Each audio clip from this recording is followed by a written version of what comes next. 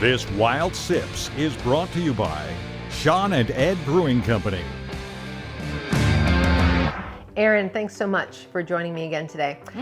And part of the reason I really love that you're here is because I get to see your reaction when I tell you what I'm going to be making. I know. Are you ready for this? I am. I am going to be making pulled wild boar. That is delicious. Right? What do you think would pair really well with that? Well, immediately when we're talking about a homey barbecue, right? When we're talking about gather around the barbecue, when we're talking about just really good times, beer, right? Yeah. I mean, I'm with you. I'm with you on that. We're talking about sauce on the fingers. Yes. We're talking, wipe your mouth with your hand. We're talking, just having a great time with friends and loved ones and really good food and saucy and so delicious. So, this is the beer I've selected for today. This is Ontario. Okay. This is a microbrewery or a craft brewery. It's called Shed, and it stands for Shawn and Ed Brewing Company. Excellent. I know, it's very diplomatic and democratic it's of fun. them. It's Yeah, fun. it is. So Ed, you might remember because we've had Flat Rock Cellars, the Yes, wine. So yes. Ed also is the proprietor of Flat Rock Cellars. Okay. And being somebody who, obviously makes his profession from honing good taste and having a really great craft product. I remember having a conversation with him a few years ago when they were just opening up Shed. And he said, everybody loves a craft. He loves craft breweries because he has one. But he was saying, everybody loves like the specialty things and the IPAs and the this and the that and the craft this and the specialty that. But at the end of the day, everybody just wants a really good beer. Like, Absolutely. Something fresh and something clean and something that tastes good, that's made from good ingredients. And so he opened up this brewery and we have this lager. So I think that this, especially because with the wild boar pulled, I was going to say the wild boar pulled pork, but that's not how you say it. The wild boar, the pulled wild boar. That's a mouthful, isn't it? It is. I think I gave myself I'm going to steal some. Yeah. We're even now. We're even? You gave me more last time. I did. Okay. So I think what's really nice about that is that when we start having all of that creamy sauce, when we start having that sort of spicy and sweet barbecue sauce, we really want to make sure that we're going to have something that will prop it up. When we have sweet foods, even if they're moderately sweet, so even something like a barbecue sauce that will have that sort of molassesy sweetness, you do want to make sure that you don't have anything that's going to compete with it that's too dry. Right. So when we have this lager, and the reason why we selected a lager as opposed to something else is that lagers, I don't want to say they're sweet, but they're lower on that sort of hop scale to give it a to dial back the bitterness. So let's try it and see. Oh, that's nice. That's crisp. It's fresh. Yes. Yeah, I like that. A little bit of richness there too, which is really nice.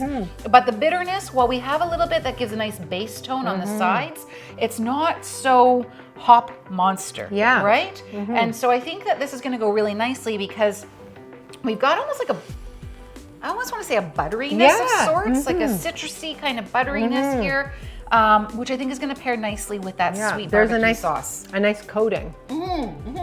Yeah, I like. And I was going to ask you. I'm glad you mentioned hops because where would this kind of fall in that hop scale? And the reason I'm asking is because my husband, he enjoys a good beer, and in one of our other episodes, we were sharing a beer together, and he asked, where would that fall on the hop meter, if you will. Teach me everything you know about this. And so that's a question that stayed with me. Yeah. So how does that work in this situation? Where would this lager fall, say, on that level of hop or? Okay, well, AJ is such an inquisitive soul, isn't he? Oh, he's such a studious Yes, beer drinker. yes. That Andrew James. All right, so what we've got here is they call it IBU, the International Bitter Units. And that we'll talk about because all beers need to have a little bit of hops. Hops is a plant that grows, wild, cultivated, whatever you need. And so some beers, let's say big mass market beers that are very popular, they might be lower on that scale. Right, okay. They have a little bit more of a lighter, almost sweeter taste, and which is very appropriate. And then you can get into some of those really strong IPA beers, which can start pushing 60 units or so. Yes. This one from Shed Brewing Company, this one is around the 20 mark. Okay. So it's got enough of that hop influence to have a little bit of, like I say, I like to say it gives it the base tones. So you've got a little bit of, almost like when you highlight your hair, you've got low notes and high notes. So you've got the high notes from the crisp lager style, but we've got the low notes from that hop, but it's not too much in either direction to give it some complexity and interest, I think. That's an excellent answer. Well, thank you. Well, you're welcome. No, well done, Erin. So do hops, do they tend to compete with certain proteins and or certain meals? Like, would I want to? Well, here's the thing, is that when you get something that's very bitter, right? So when you have anything, whether it's beer, whether it's a spirit that has a lot of bitterness to it, whether it's even a very bitter wine, you know, when you have those really strong flavors, it automatically means that you've got to put a little bit more care and consideration into what you're eating with it. Right. I'm not saying it's impossible, but you've got this real dominating flavor. And so for me, when I'm pairing food and wine, or pairing food and beer, or pairing food and drink in general, those bitter notes, sometimes I think they might work better as a finisher, just to help digest a little bit. I mean, and I'm sure there's some beer aficionados out there who would completely, you know, want to tar and feather me for saying so. But I think that they might be better as a finisher. For my palate, for my taste, I think that these lager style beers work really nicely to support the food, give it that refreshment, give it that that pairing that you're looking for. You're not looking to combat, you're looking to support. Absolutely. Yeah.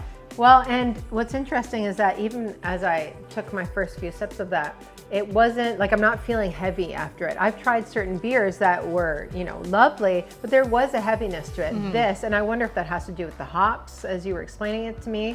Not Could too have to sure. do with so much, right? Like, so when we talk about, for example, there's stout beers out there. They have that very rich coffee kind of ports and stouts. They're very, very, and I have a ton of British friends who you know, they swear by the stout beer diet, and they say that it can go with lots of things.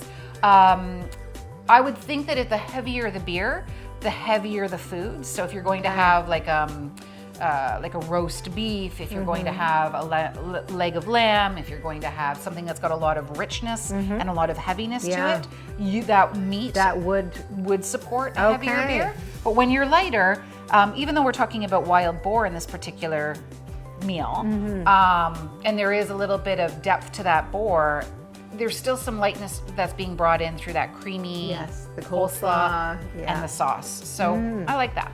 Yeah, well, I think that that's a great way to finish off a really great meal. It is. Well done, friend. Santé. Santé.